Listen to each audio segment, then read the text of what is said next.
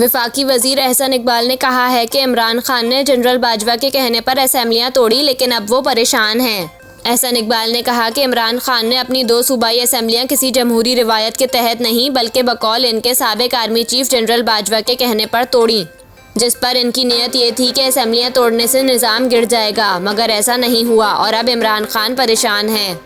उन्होंने कहा कि मुल्क में इस वक्त आइनी तनाज़े नहीं, सियासी तनाज़े है और ये तनाज़े इसलिए पैदा हुआ क्योंकि इमरान खान ने अपनी 2 सूबाई असेंबलियां किसी जमहूरी रिवायत के तहत नहीं बल्कि बकौल इनके साबिक आर्मी चीफ जनरल बाजवा के कहने पर तोड़ी। एहसन इकबाल का कहना था कि इमरान खान की नीयत ये थी कि असेंबलियां तोड़ने से निज़ाम गिर जाएगा, मगर ऐसा नहीं हुआ और अब इमरान खान परेशान हैं।